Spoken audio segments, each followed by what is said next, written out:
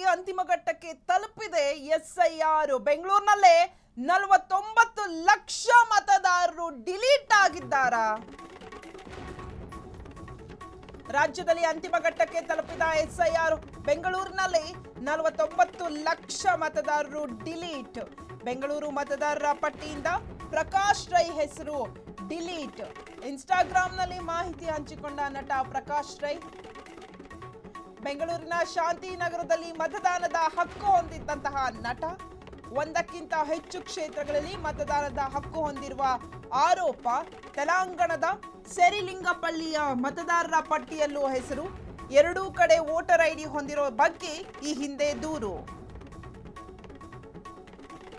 ರಾಜ್ಯದಲ್ಲಿ ಎಸ್ಐಆರ್ ಪ್ರಕ್ರಿಯೆ ಈಗ ಅಂತಿಮ ಘಟ್ಟಕ್ಕೆ ತಲುಪಿದೆ, ಫೈನಲ್ ಬಂದಿದೆ. ಸೊ ಬೆಂಗಳೂರಲ್ಲೇ 49 ಲಕ್ಷ ಮತದಾರರು ಡಿಲೀಟ್ ಆಗುವಂತಹ ಸಾಧ್ಯತೆ ಇದೆ. ಇನ್ನು ಬೆಂಗಳೂರಿನ ಮತದಾರರ ಪಟ್ಟಿಯನ್ನು ನೋಡಿದಾಗ ಈ ಒಂದು ಪಟ್ಟಿಯಲ್ಲಿ ಪ್ರಕಾಶ್ ರೈ ಅವರ ಹೆಸರನ್ನ ಕೈ ಬಿಟ್ಟಿದ್ದಾರೆ. ಇನ್ಸ್ಟಾಗ್ರಾಮ್ನಲ್ಲಿ ಈ ಒಂದು ವಿಷಯವನ್ನ ನಟ ಪ್ರಕಾಶ್ ರೈ ಶೇರ್ ಮಾಡಿಕೊಂಡಿದ್ದಾರೆ.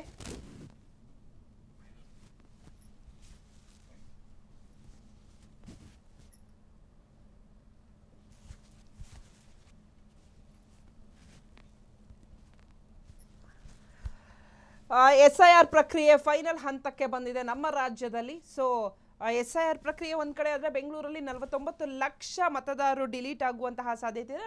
ಇಟ್ ಮೀನ್ಸ್ ಅವರ ಹೆಸರನ್ನ ಆ ಒಂದು ಪಟ್ಟಿಯಿಂದ ಕೈ ಬಿಡುವಂತಹ ಸಾಧ್ಯತೆ ಹೆಚ್ಚಿದೆ. ಇನ್ನು ನಟ ಪ್ರಕಾಶ್ ರೈ ಅವರ ಹೆಸರು ಕೂಡ ಈಗ ಬಿಟ್ಟಿದ್ದಾರೆ. ಆಕ್ಚುಲಿ ಶಾಂತಿನಗರ ಕ್ಷೇತ್ರದಲ್ಲಿ ಅವರ ಹೆಸರಿತ್ತು, ಆದರೆ ಶಾಂತಿನಗರದಲ್ಲಿ ಇದ್ದಂತಹ ಹೆಸರನ್ನ ಈಗ ತೆಗೆದು ಹಾಕಲಾಗಿದೆ ಅನ್ನುವಂತಹ ಮಾಹಿತಿಯನ್ನ ನಟ ಪ್ರಕಾಶ್ ರೈ ಅವರು ಇನ್ಸ್ಟಾಗ್ರಾಮ್ನಲ್ಲಿ ಶೇರ್ ಮಾಡಿಕೊಂಡಿದ್ದಾರೆ. ಬಿಕಾಸ್ ತೆಲಂಗಾಣದಲ್ಲಿಯೂ ಕೂಡ ವೋಟರ್ ಐಡಿ ಇರೋದ್ರಿಂದ ನಟ ಪ್ರಕಾಶ್ ರೈಗೆ ಸೊ ಎರಡೂ ಕಡೆ ಇದೆ ಅಂತ ಆರೋಪ ಕೂಡ ಇದೆ. ಹೀಗಾಗಿ ಮೋಸ್ಟ್ಲಿ ಶಾಂತಿನಗರದಲ್ಲಿರುವಂತಹ ಹೆಸರನ್ನ ಒಂದು ಆ ಮತದಾರರ ಪಟ್ಟಿಯಲ್ಲಿರುವಂತಹ ನಟ ಪ್ರಕಾಶ್ ರೈ ಅವರ ಹೆಸರನ್ನ ಈಗ ತೆಗೆದಿದ್ದಾರೆ.